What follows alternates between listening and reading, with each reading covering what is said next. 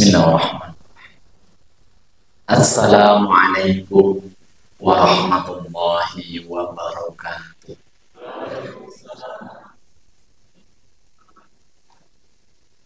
Bismillah, alhamdulillah. Alhamdulillahilladzi binikmatil imani wal islam. Wa alhamdulillahilladzi khalaqal mauta wal hayata liyabluwakum ayyukum ahsanu amala. Asyhadu an la ilaha illallah wahdahu la syarikalah wa asyhadu anna Muhammadan abduhu wa rasuluh la nabiyya wa la rasulan ba'dah. Allahumma salli wa sallim wa barik ala Muhammad wa ala alihi wa ashabihi ajma'in, amma ba'du. Faqad qala Allah ta'ala fi kitabihil karim ba'da a'udzu billahi minasy syaithanir rajim. Bismillahirrahmanirrahim. Inna a'tainakal kautsar fasalli li rabbika wanhar inna syani'aka huwal abtar. Ala ya sadaqallahu adzim. Ma'asyiral muslimin, Bapak Ibu jamaah Masjid An-Nur Ranting Wonosobo Timur rahimakumullah. Pertama, kita memanjatkan kesyukuran kita kepada Allah Subhanahu wa taala. Alhamdulillah, pada malam hari ini Allah masih memberikan kita nikmat yang teramat banyak. Dari nikmat itu, Allah masih memberikan kita nikmat iman dan Islam yang mendorong kita hari ini bisa hadir. Nikmat itu pula yang kemudian menjadikan Allah mudah memberikan hidayahnya kepada kita. Ada orang yang secara fisik dia diberikan sehat, secara waktu diberikan keluangan yang cukup, tetapi tidak diberikan keringanan langkah kakinya untuk menuju ke tempat-tempat majelis ilmu. Maka bersyukur hari ini, malam hari ini kita bisa duduk di sini, di Masjid An-Nur. Insya Allah nama kita disebut-sebut oleh Allah di depan para malaikat, saking bangganya Allah kepada kita. Salawat dan salam semoga senantiasa tercurah limpahkan kepada junjungan kita Nabi besar Muhammad sallallahu alaihi wasallam beserta keluarga, para sahabat dan para pengikutnya. Mudah-mudahan kita semuanya senantiasa berikhtiar lahir dan batin untuk berittiba kepada Nabi, mengikuti apa yang sudah dicontohkan Nabi. Karena itulah cara agar kita mendapatkan kemudahan serta pertolongan baik di dunia, lebih-lebih kelak di yaumul qiyamah. Ibu bapak jamaah rahimakumullah, tema kita memasuki sebentar lagi, kita akan masuk di bulan Dzulhijjah. Maka kita mengambil tema Dzulhijjah itu cinta dan pengorbanan.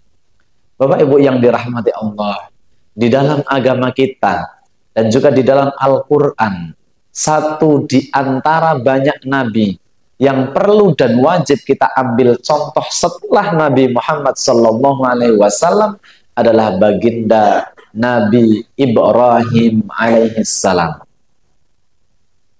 Di mana kita mengenal Nabi Ibrahim adalah Khalilullah, kekasihnya Allah.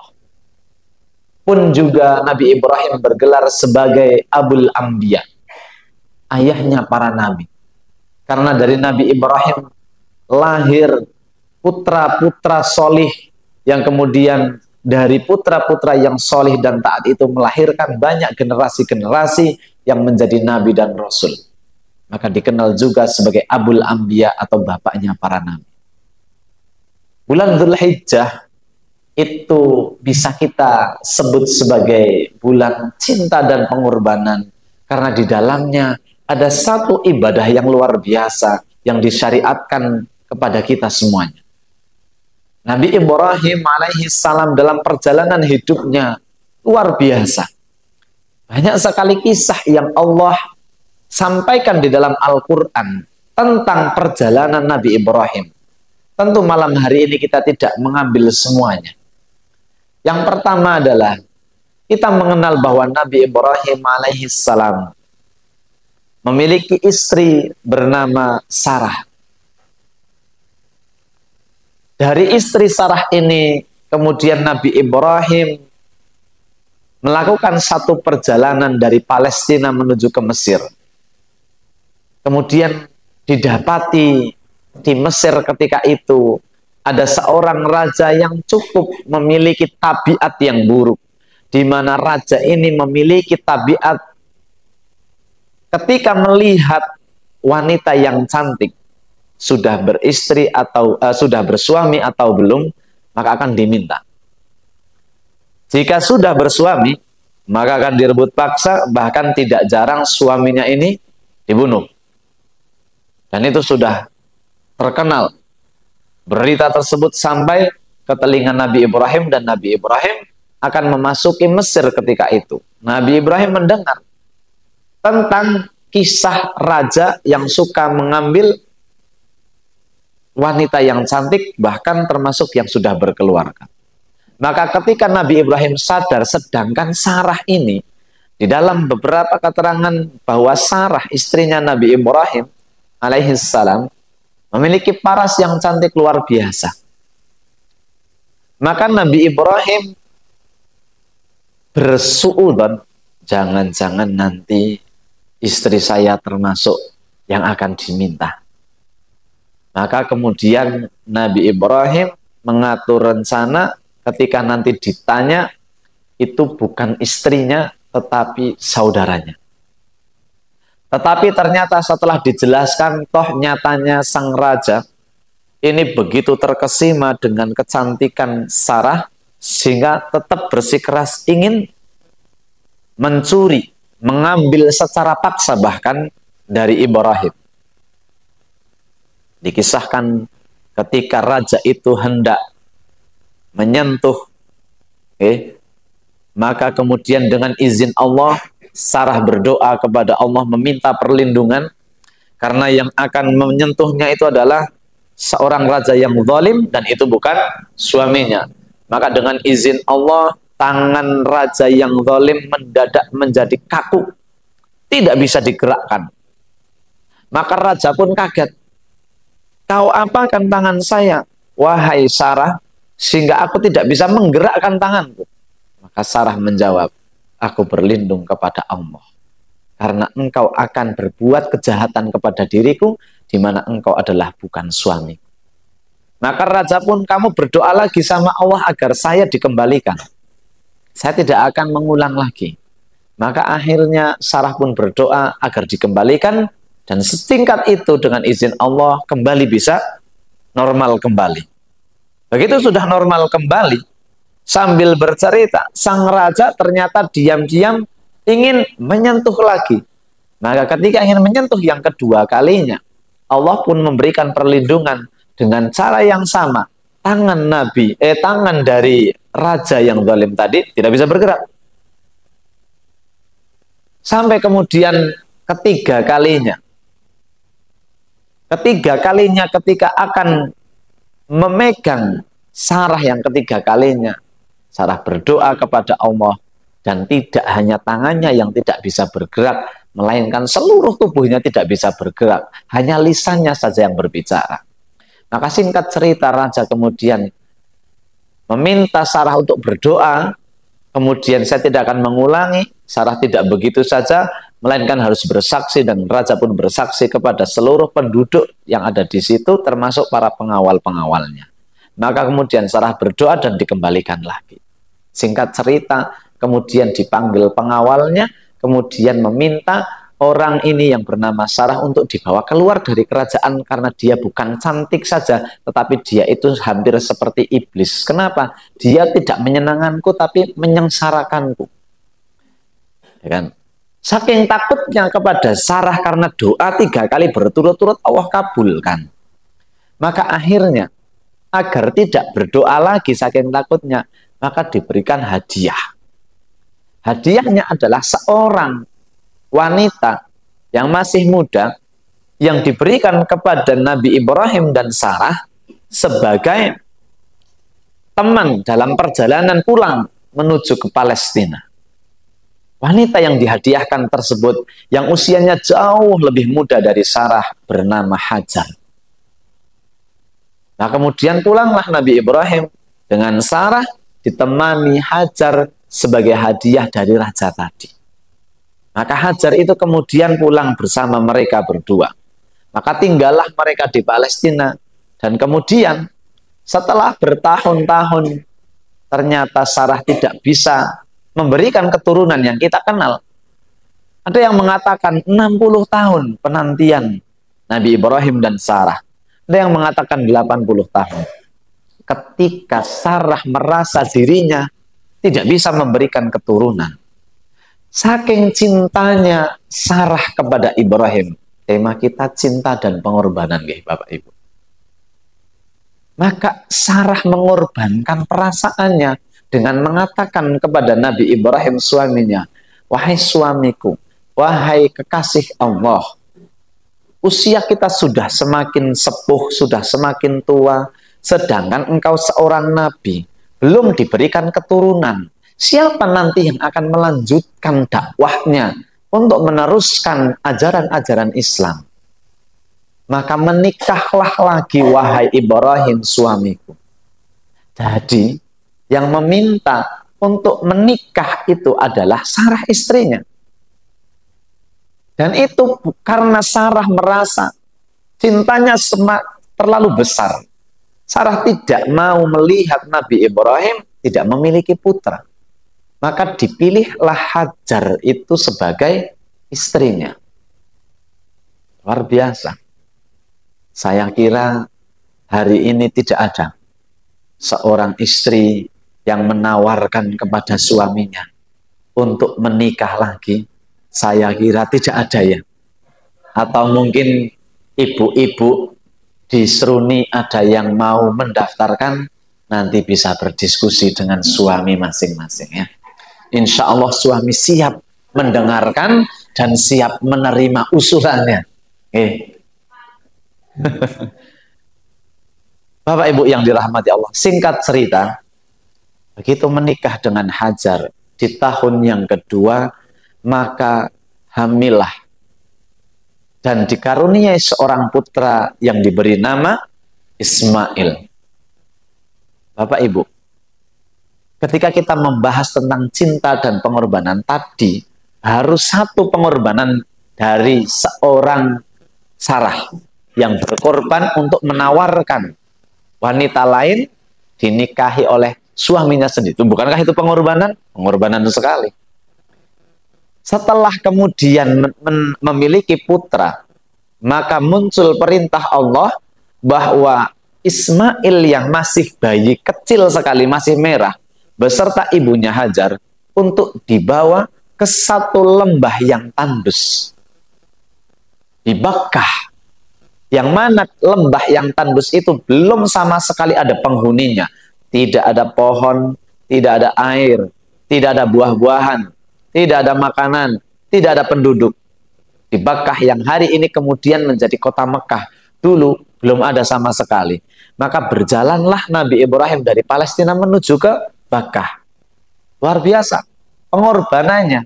Istrinya baru saja melahirkan, anaknya masih kecil, perjalanan Bu. Kayak teng mriki nunggu 40 hari gitu. Iya. Beberapa tempat nggih. Muhammadiyah tidak. Maka berjalanlah.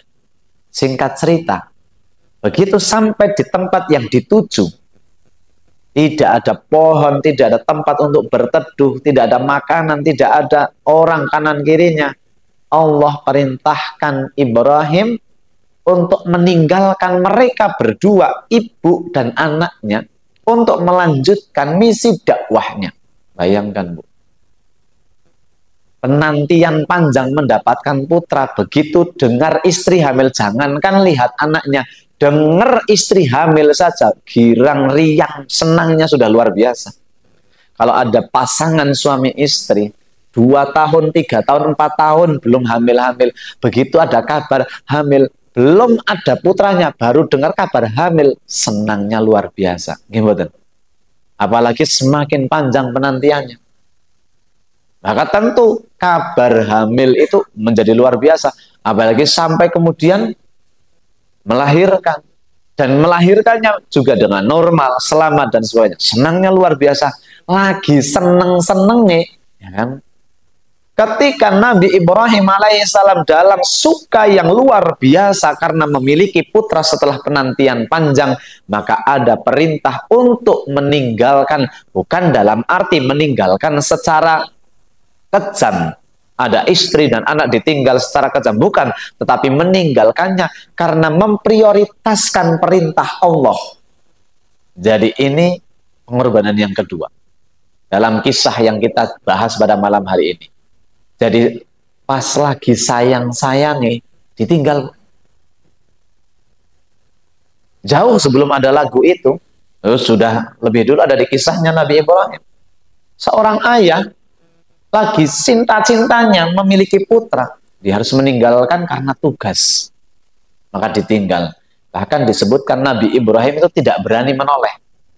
Begitu Nabi Ibrahim berbalik, maka Nabi Ibrahim tidak kuasa menoleh, kemudian melangkahkan kaki. Ketika mau pergi, Hajar sebagai seorang istri yang baru saja melahirkan dan mau ditinggal, gak ada orang di situ, maka si istri ini tentukan bukan protes ya, bertanya, Mas mau kemana? Bapak mau kemana? Saya baru saja melahirkan, mau ditinggal begitu saja. Mau kemana Pak? Mau ditinggal kemana? Tapi tetap dengan nada intonasi yang luar biasa ramah. Kalau hari ini mungkin jangankan baru saja melahirkan, dalam kondisi normal saja, bapak-bapak pamit ajeng ngaji malam Rabu ke Anur saja, kadang-kadang ditanya, arep ning ndi meneh to Pak? Gitu kan? Padahal dalam kondisi yang normal-normal saja. Kalau istri sedang sedikit pusing, mbok yo ning omah ngancani. Kadang setan itu bisa berwujud manusia, dan manusia itu kadang-kadang berwujud orang-orang di sekitar kita. Nanti kita akan bahas. Ditanya pertama Nabi Ibrahim nggak bisa jawab, Bapak Ibu. Mau kemana Nabi Ibrahim nggak kuasa jawab. Ditanya yang kedua, Mas jane jenengan ajeng teng pundi to kok tegel-tegele arep ditinggal. Nggak dijawab juga. Jadi sudah menjadi fitrahnya laki-laki, Bu. Nabi Ibrahim niku kan janjane di fase itu kan mumet ora umum. Di satu sisi perintah Allah harus ditunaikan. Nabi Ibrahim itu kan terkenal yang paling taat sama Allah, yang gak kenal kompromi. Tapi di saat yang bersamaan istrinya baru saja melahirkan, anaknya masih merah. Kalau ditanya mana yang prioritas, tentu keduanya prioritas. Lah sedang pusing-pusingnya ditanya sama istrinya, Mas ajeng tindak pundi, napa tegel ajeng ninggal, ki anake isih abang. Maka sudah menjadi fitrahnya laki-laki nek mumet meneng, Bu. Jadi ibu-ibu kalau lihat suami biasanya kok aktivitas, biasanya cerita, pulang dari kerja menceritakan pekerjaannya, pulang dari pasar cerita mau di pasar seperti apa, pulang dari manapun kemudian begitu, nih kok meneng mawon, berarti ada pikiran nih, onten masalah. Nabi Ibrahim ditanya 2 kali mendel, bukan berarti tidak mau jawab, nggak kuat jawab, kiarep jawab opo. Karena nanti salah jawaban bisa bermasalah kalau sama perempuan. Jadi ibu kalau bertanya kok diam saja, niku contohlah Hajar. Begitu Hajar bertanya 2 kali kok diam, maka Hajar itu cerdas. Tadi jawabannya kan isai, kalau ibarat anak sekolah itu jawaban isai yang harus nulis. Diganti sama Hajar dengan jawaban multiple choice. Ada opsinya. Apa pertanyaan yang ketiga? Hajar bertanya kepada suaminya Nabi Ibrahim, Mas, apakah ini perintah Allah? A, iya, B, tidak. Kan multiple choice. Laki-laki kalau ditanya, dikasih pilihan, dia akan bisa menjawab. Nabi Ibrahim sama, Mas, Pak, apakah ini perintah Allah? Maka Nabi Ibrahim cukup menganggukkan kepala. Iya, menandakan iya, ini perintah Allah. Jadi kalau dikasih jawaban saya tidak bisa jawab, kasih multiple choice nggih, Bu. Jadi umpamane jenengan itu ngenjang ajeng libur, ada tanggal merah besok kan, Kamis tanggal merah, long weekend. Ibu jangan tanya, Pak, ngisuk liburan arep ning ndi? Bingung bapak-bapak. Kasih pilihan, Pak, besok libur mau ke Jogja atau ke Bali. Gitu, kasih multiple choice.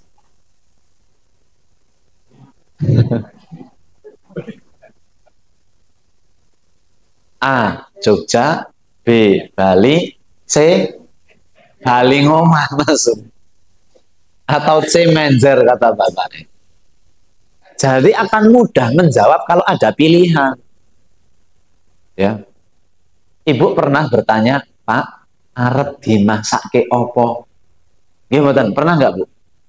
Langsung jawab apa mikir bapaknya? Mikir. Kasih opsi, Bu. Ajeng lodeh nopo sop? Jawab. Atau neng jawabnya pripun, Bu? Jawab, Bu. Sak-sae jenengan kasih, tidak ada opsi sak-sae. Opsinya apa? Sop atau lodeh ngoten. Nah, ini jadi kisah yang luar biasa ini tetap ada hikmah walaupun dari hal-hal yang sederhana sampai hal yang paling penting. Kembali kepada kisah tadi, maka Nabi Ibrahim benar-benar meninggalkan mereka berdua. Itu pengorbanan yang kedua. Cinta dan pengorbanan. Tentu pengorbanannya adalah meninggalkan keluarga tercinta. Tetapi dari pengorbanan itu bisa kita ambil bahwa Nabi Ibrahim secinta-cintanya kepada istrinya Hajar, secinta-cintanya Nabi Ibrahim kepada putranya Ismail, tidak pernah mengalahkan cintanya Nabi Ibrahim kepada Allah. Ini yang perlu kita kaji dan perlu kita ambil. Hari ini kita sedang mencintai sesuatu. Jangankan berkorban seperti kisahnya Nabi Ibrahim. Ketika ibu-ibu sedang asik di episode sinetron yang tegang-tegangnya kemudian harus hadir ke pengajian, kan mangkat ora, mangkat ora, mangkat ora, kan ngoten. Ketika boyok lagi pegel-pegele karena tadi pasarnya cukup rame, kemudian malamnya harus ngaji, kan ada opsi mangkat ngaso, mangkat ngelegereng. Ketika hujan rintik-rintik tiba, kemudian harus mangkat ngaji, diuji seperti itu saja sudah. Mangkat selimutan, mangkat selimutan. Ini betul. Nopo malih Mbah Putri kok ketekanan putu. Atsur iki. Ngesok nih ngenjang niku kan libur putune ngumpul. Lah putune ngumpul wonten undangan, An-Nur mengundang. Monggo Bapak Ibu enggal-enggal rawuh wonten ing masjid. Langsung dengan tegas, Mbak pamit ki yo agi ana putu. Bahkan di tempat kami ada yang lebih parah, Bu. Oke. Ada yang lebih parah. Wonten undangan rapat niku WA. Sik yo tak ngerampungke tinjune rampung. Bapak-bapak, hari Ahad ada rapat, mumpung Ahad pagi-pagi rapat. Nah, Ahad pagi biasanya kan ada tinju. Niku jan ada tinju, tak ngerampungke tinju. Lah kok umpamane kan berperan seperti Nabi Ibrahim, walah ya pol abote wong diuji tinju mawon mangken riyen. Diuji putu mangken riyen. Artinya Nabi Ibrahim sedang mengajarkan secinta apapun kita terhadap dunia, apapun bentuknya, tidak boleh mengalahkan cinta kita kepada Allah. Yang berikutnya, berpisahlah mereka. Dan kita kenal Hajar, kemudian mondar-mandir sofa marwah untuk mencari air, yang kemudian ditemukan mata air di bawah telapak kakinya Ismail. Ikhtiarnya Safa dan Marwah, Allah kasih jawaban air tersebut ada di bawah kaki Ismail yang kita kenal dengan air Zam-Zam. Yang ajaibnya dengan izin Allah sampai hari ini, bahkan mungkin sampai hari kiamat nanti, itu mata air tidak akan pernah kering. Setiap hari dicidui, sing nyeduk mboten mung telu. Boleh mboten hitungan. Setiap waktu wonten yang nyeduk niku. Mau dia musim hujan apa musim kemarau tidak pengaruh. Luar biasanya. Dari itu saja ada hikmah apa, Bu? Kadang ikhtiar manusia itu hanya sebagai kewajiban yang Allah berikan saja. Masalah hasil itu urusannya Gusti Allah. Kan tidak ada kaitannya Safa sampai Marwah. Karena di Safa tidak nemu air, di Marwah juga tidak menemu air. Gimana? Allah hanya ingin kalau kamu memang butuh sesuatu, wis ikhtiar. Cukup kita berikhtiar, selanjutnya terserah kepada Allah. Sempurnakan tawakal kita kepada Allah, maksimalkan ikhtiar kita kepada Allah, baru kemudian Allah yang akan mengurusi semua kebutuhan kita. Yang penting sekali lagi di awal kita tidak menyalahi dari ikhtiar kita. Ikhtiar kita tetap ikhtiar yang Allah ridhoi, ikhtiar yang tidak melanggar syariat, dan sempurnakanlah tawakal kita kepada Allah, berpasrah diri kepada Allah, yakin bahwa Allah yang akan memberikan jawaban. Maka kemudian Allah berikan jawaban yang di luar apa yang dia minta, melebihi apa yang dia minta. Nek ajeng ngunjuk untuk minum keperluan bayi dan dirinya, wong loro, siji bayi loro mbokne, Bu. Kira-kira butuh pirang ember? Berapa, Bu? Kira-kira kalau 2 gelas cukup nggak, Bu? Satu ibu nih, yang satu anaknya bayi, kira-kira butuh seember nggak airnya? Hanya untuk minum loh ketika itu. Allah jawab apa? Jawaban Allah. Nggak terhingga, Bu. Bahkan bukan hanya untuk mereka berdua sampai hari ini. Kenapa? Diawali dari ikhtiar maksimal. Dan tawakalnya kepada Allah luar biasa. Dan jangan lupa, sebelum ikhtiar itu, mereka memprioritaskan perintah Allah. Kalau tidak memprioritaskan perintah Allah, pasti Pak, wis dengan learep dakwah mungkin riyen, nunggu anaknya gede. Jadi kalau ada muslim dia taat sama Allah, perintah Allah selalu dinomorsatukan, kemudian dilanjut ikhtiar maksimal, tawakalnya sempurna, maka saksikanlah, pasti Allah akan berikan jauh melebihi yang kita minta. Kuncinya tadi, prioritaskan perintah Allah, ikhtiarnya sudah maksimal, dan tawakalnya adalah tawakal yang sempurna. Berikutnya, kapan kemudian Nabi Ibrahim bertemu kembali dengan anak dan istrinya? Berapa lama, Bu? Bapak tahu, Pak, Nabi Ibrahim ketika kembali menemui Ismail dan istrinya. Ngertos, Bu, pinten tahun, Bu? Ada 2 pendapat. Yang satu mengatakan 13 tahun, pendapat kedua 17 tahun. Tapi yang paling kuat menyebutkannya adalah masa remajanya Ismail. Bayangkan, Bu, ditinggal bayi abang, terus pas datang sudah remaja. Kira-kira ibu sebagai istri didik anaknya sendirian sampai usia remaja, di angka 13 tahun suaminya pulang, terus komentar, wih anakku wis gede. Ibu sebagai istri ajeng komen apa, Bu?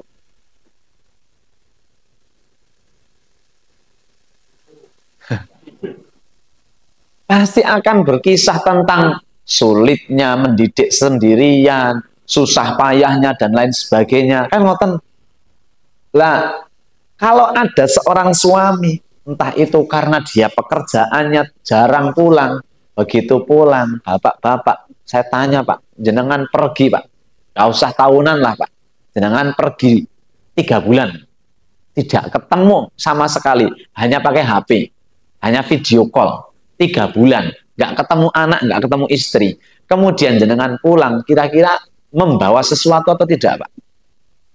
Seorang bapak-bapak itu dijawab, Pak, jangan diam saja, Pak. Saya tanya kok, ini diam saja. Pasti bapak-bapak saya yakin akan minimalkan telepon dong. Dek, mau apa, Dek? Nak, mau apa, Nak? Ya kan, dibawain, dibeliin, gimana? Ketika kemarin mudik lebaran, ya kan, si bapak-bapak yang jarang pulang itu kan pasti nanya mau apa, dibelikan. Tapi Nabi Ibrahim ketika pulang 13 tahun yang dibawa bukan baju baru, Pak. Yang dibawa bukan makanan kesukaan anaknya. Yang dibawa bukan oleh-oleh.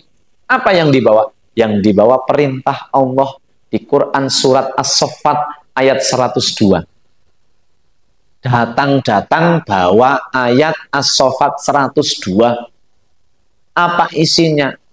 Falamma balagha ma'ahus sa'ya. Jadi ketika Ibrahim melihat putranya Ismail sudah remaja, maka Ibrahim mengatakan, ya bunayya, wahai anakku, inni ara fil manami anni azbahuka fangdur madza tara. Ratau ketemu 13 tahun, begitu ketemu duduk-duduk ngobrol, wahai anakku, sesungguhnya bapak mimpi tadi malam bapak menyembelih kamu. Kira-kira pripun, Pak? Nek onten bocah teng sruni umur 13 napa 17 tahun, ora tau weruh bapake.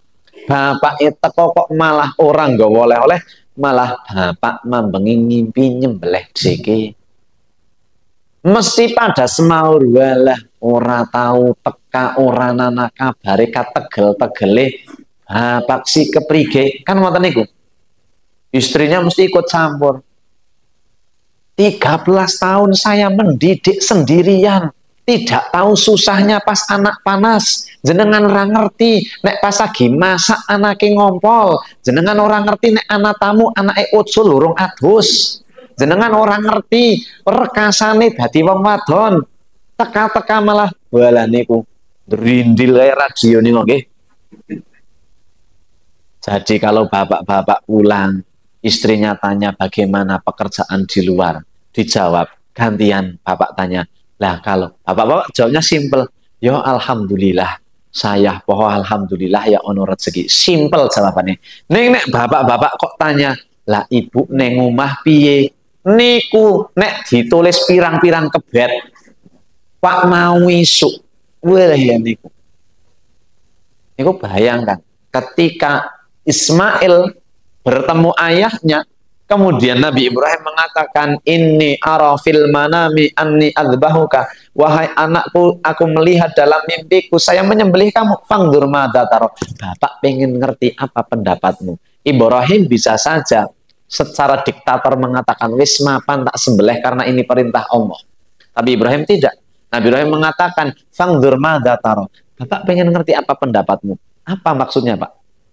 Sekalipun kita orang tua pol pingin ngatur anak, sekalipun kita orang tua pengen banget anak itu sesuai dengan keinginan kita, tapi sekali lagi kalau anak sudah masuk usia remaja, karena kan Ismail sudah masuk remaja nih, dia sudah mampu membedakan yang hak dan yang batil, dia sudah balik, sudah terkena hukum, maka ketika kita akan memutuskan satu perkara, kita minta pendapat anak kita.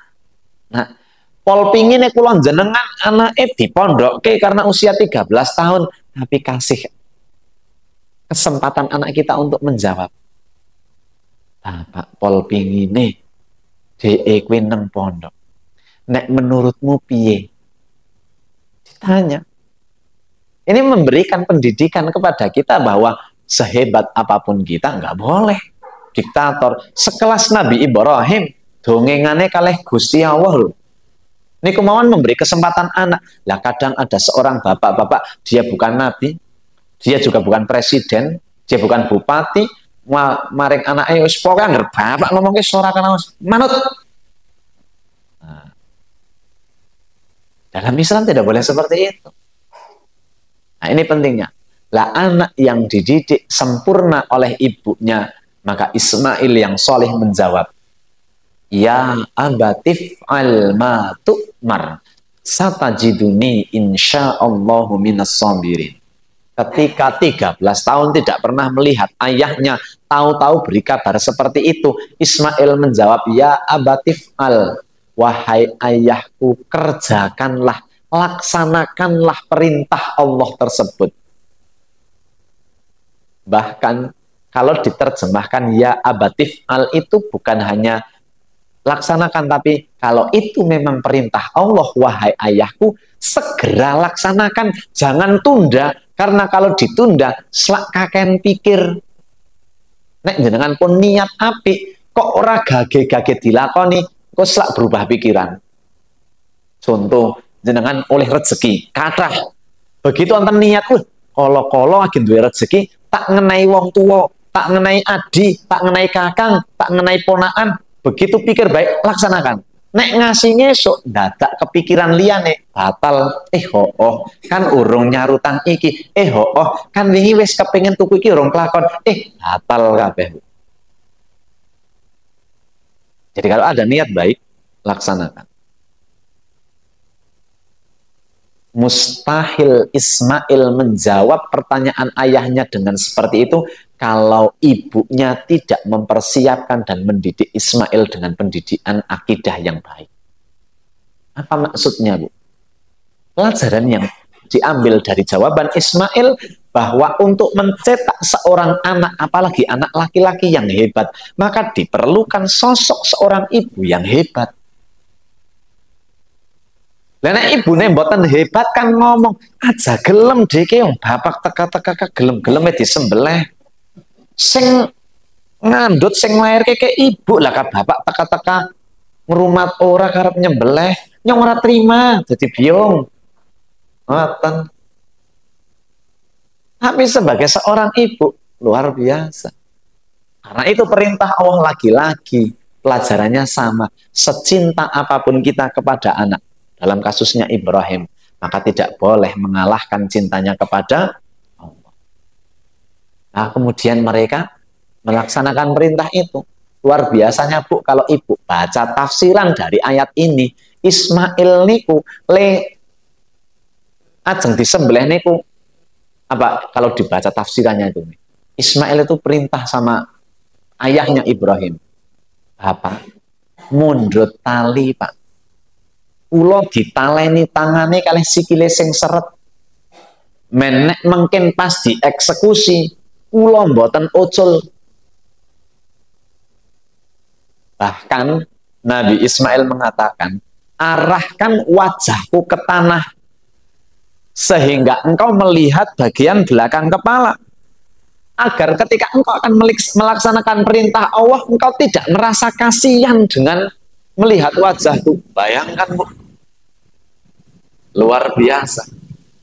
Nih, onten teng mriki sing putrane napa putune mondok ke pesantren, kemudian ketika dijenguk atau diantar ke pesantren, kemudian putrane terus muni, pun tekan mriki mawon Bapak Ibu monggo ajeng kondur, apa digondreli, apa ditangisi. Begitu diantar ke pesantren, ada yang punya anak, ada yang punya cucu, ada yang punya ponaan, ditilih teng pesantren atau pas diantar habis liburan, pas mau ditinggal, kira-kira ada drama nggak di situ? Penuh dengan drama.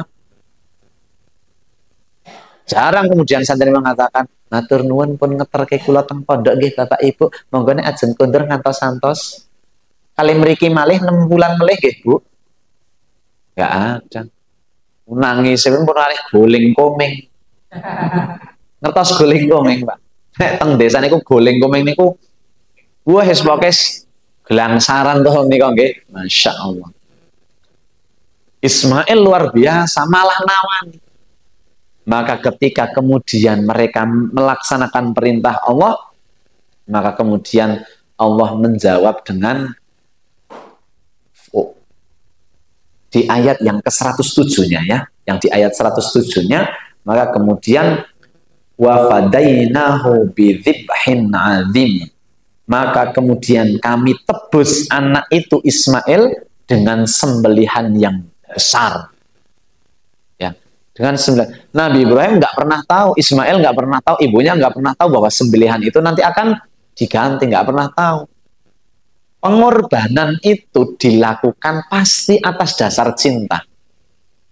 Tidak ada pengorbanan yang tidak dilandasi dengan cinta. Pasti karena cinta.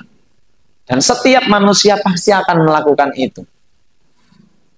Jadi Nabi Ibrahim sedang mengajarkan kepada kita semuanya bahwa kalau kita cinta itu harus dengan pengorbanan. Contohnya gini, saking cintane sama anak, saking cintanya sama keluarga, maka dengan cintanya itu harus melaksanakan perintah Allah.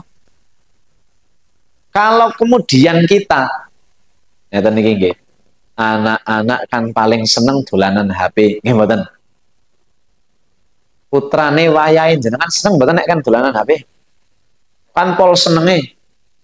Ning kira-kira jenengan tegel mboten nek tangi turu tekan turu terus kon HP-nan, terus niku tegel apa mboten?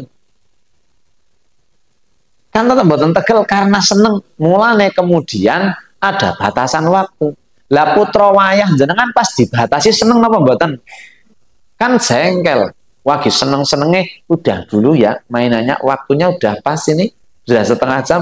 Ada yang pasti aturan setiap setengah jam harus sudah, ada yang 15 menit sudah, monggo. Menurut anak niku wilih kejeme pol. Pelit iki bapaknya. HPW ora oleh disele, ngoten niku. Tapi kita lakukan karena cinta. Anak nangis, ya mboten napa-napa. Karena apa? Karena cinta. Dikirim ke pondok, anak nangis, mboten napa-napa.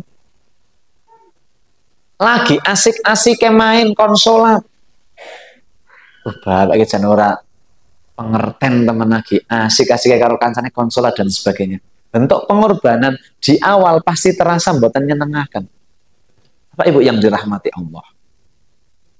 Maka bulan Dzulhijjah ini kita belajar tentang arti sebuah cinta dan pengorbanan. Dan yang lebih kerennya adalah ada seorang ahlu hikmah mengatakan, jika kita mencintai tidur, maka mulailah kita bangun di sepertiga malam untuk melaksanakan sholat tahajud. Jika di antara kita manusia kok cinta makan, sing seneng dahar, maka mulailah belajar berpuasa. Belajar apa? Berpuasa. Jika kita semuanya mencintai harta kita, uang yang kita miliki kita cintai, maka belajarlah kita untuk berzakat, infak, dan sedekah. Apa artinya Bapak Ibu? Apapun yang kita cintai di dunia ini tidak boleh melebihi cinta kita kepada Allah. Maka dalam banyak hal kita diajarkan untuk memberi. Kita diajarkan lapar lewat puasa. Karena ketika kita mencintai makanan, ketika kita mencintai apapun, tidak boleh cinta kita lebih besar dari cintanya kita kepada Allah. Ibu cinta banget sama suami, nggak boleh cintanya melebihi cintanya kepada Allah. Bapak cinta banget sama istri, istrinya cantik, perhatian, gemati, ngalahan, iman, tidak boleh melebihi cintanya kita kepada Allah. Cinta sama anak, cinta sama harta, cinta sama apapun, maka tidak boleh. Maka apa artinya? Secinta-cintanya apa kita terhadap apapun, begitu ada panggilan Allah, begitu ada perintah Allah, maka itu yang harus dinomorsatukan. Maka Selasa depan, kalau kita sedang cinta-cintanya melakukan aktivitas, entah aktivitas itu kumpul keluarga, entah aktivitas itu adalah nonton timnas Indonesia, kemudian datang perintah Allah bernama ngaji, maka harus berani meninggalkan itu semuanya. Kalau kita menilai diri kita kok isih lah abot iki, maka kita bisa menilai seberapa besar iman kita kepada Allah. Kalau kita mau tahu kenal iman kita kepada Allah, cek di mana kita harus memilih. Kalau ada orang punya harta kok kon tuku wedhus atau kon tuku sapi bagi pitu, kok isih ngomong lah, iman kali luru bae saya. Nah, wong lurune wae masya Allah masih dibelan-belani padu karo wong kok bahasan wis oleh kok 3 juta kon melayang. Lah ngisuk-ngisuk wae. Iman. Maka kalau ada orang punya duit, kemudian dia mampu untuk membeli hewan kurban, kok memilih tidak kurban, kata Nabi, jangan pernah kamu dekati tempat sholatku. Ada orang Allah kasih rizki, mampu membeli kambing atau 1/7 sapi minimal. Karena 1 sapi untuk 7 orang. Dia memilih untuk tidak berkorban. Nabi mengatakan, jangan dekati tempat sholatku. Di sini kita tahu arti pentingnya kita menomorsatukan Allah dari apapun yang kita miliki. Maka mari Bapak Ibu, sekalipun kita mungkin masih terasa berat, yuk lihat lagi kisah Ibrahim. Lebih berat mana antara kita hari ini mengeluarkan 3 juta, 3,5 juta, 4 juta, 5 juta dibandingkan dengan pengorbanan Nabi Ibrahim, Hajar, dan Ismail. Tidak ada apa-apanya. Kalau kita berdoa akan mendapatkan surga. Kalau kita berdoa surganya adalah surga Firdaus. Kalau kita berdoa ingin bertemu dengan orang-orang soleh termasuk Rasulullah Muhammad SAW, maka jangan pernah kita eman-eman ketika kita berhadapan dengan perintah Allah.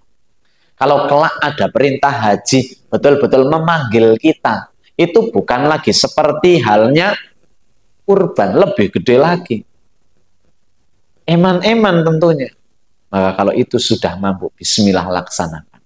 Lagi-lagi kalau siapapun mengikuti perintah Allah, maka lihatlah Hajar yang diberi mata air Zam-Zam yang sampai hari ini tidak pernah surut, tidak pernah kering. Maka bismillah, hari ini kita menuju kepada bulan Dzulhijjah. Yang sudah niat, kuatkan niatnya. Yang belum niat, yuk niatku kurban. Kalau bisa sekeluarga kurban. 1 rumah 1 sapi. Hebat. Abot Pak Ustaz, sapi saniki minimal 23,20 juta. Gempon 1/7. Ngumpul ke wong 7 patungan. Abot Pak Ustaz dereng kian. Tahun depan niatkan. Syukur-syukur punya apa ya? Boleh enggak Pak Ustadz saya jual cincin saya untuk kurban?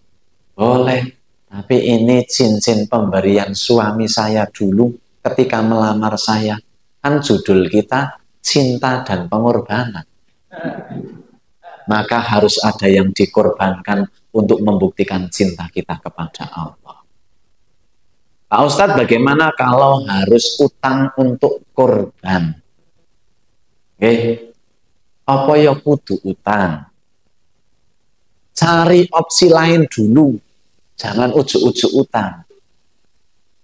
Seneng teman-teman kalih kata utang itu. Kalau tadi mending ngedol nopo. Jangan harga diri tapi ya. Apa itu? Monggo silahkan. Syukur-syukur tidak perlu menjual. Apakah Allah akan mengganti? Loh pasti toh. Gusti Allah niku sing maha sugih. Wal ghani. Allah itu yang maha kaya. Ada doa yang diajarkan tentang kalau kita khawatir memberikan sesuatu dari yang kita miliki. Allahumma kfini bihalalika an haramika waghnini bifadlika amman siwa. Hafal doa itu? Artinya, ya Allah, cukupkanlah aku dengan harta yang halal sehingga aku tidak perlu mencari yang haram. Ya Allah, kayakanlah aku dengan sesuatu yang engkau ridhoi, bifadlika, yang engkau ridhoi, sehingga aku tidak memerlukan orang lain, bantuan orang lain selain bantuanmu ya Allah. Ya nek pun yakin, makanya tadi di awal saya katakan nek tawakal nih pun sempurna, ikhtiarnya maksimal pun pasti. Apalagi kalau urusan agama, intang surullah yang surkum wa yuthabbit aqdamakum. Kalau kita menolong agama Allah, maka Allah akan menolong kita dan meneguhkan pendirian kita. Maka mari, bismillah. Dzulhijjah sebentar lagi, tanggal 10 nanti akan jatuh pada hari Senin ya kalau tidak salah. Hari Senin 17 Juni kalau tidak salah, itu tanggal 10 Dzulhijjah. Mari kita niatkan. Pak Ustadz nek dereng enten arto terus niat riyen pripun? Mboten napa-napa. Wong tumindak apik niku ditulis pahala niat. Sinten ngertos tanggal 9 urung ana apa-apa ngerti-ngerti jenengan gigalan duit. Dalam arti mendapat rezeki min haitsu la yahtasib, dari arah yang tidak disangka-sangka.